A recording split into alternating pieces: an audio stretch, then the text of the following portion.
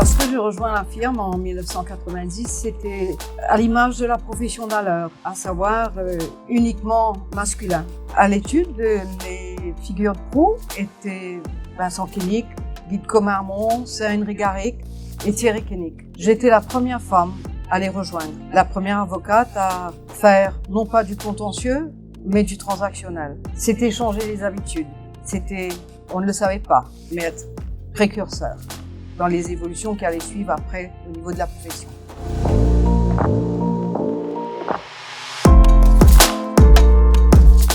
Afin de bien comprendre l'évolution de la profession, il faut se replacer dans le contexte. Au début des années 90, les femmes au barreau étaient chose rare. La profession, dans son intégralité, comptait quelques 70 avocats et 40 avoués, parmi lesquels on avait 7 femmes qui étaient avocates et 5 avoués. Et elles faisaient toutes du contentieux uniquement. De ce fait, il n'y avait rien d'étonnant qu'il n'y avait pas de femmes au sein de l'étude à cette époque. C'était au contraire très avant-gardiste que d'avoir demandé à une femme avocate de venir travailler dans ce milieu. Et en plus, de venir faire du corporate et du commercial.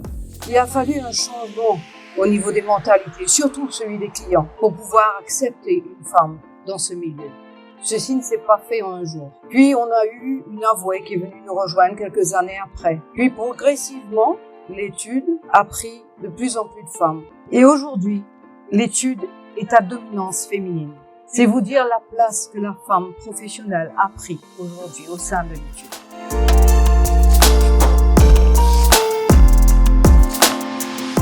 L'étude avait déjà amorcé un grand changement en prenant beaucoup de femmes jeunes et professionnelles.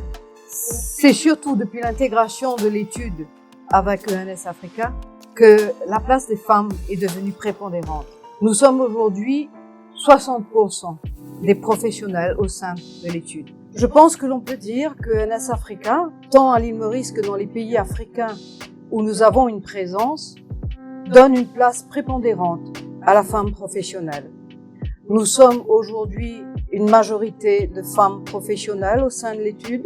Nous avons des postes importants. Nous sommes parmi les leaders de ENS Africa.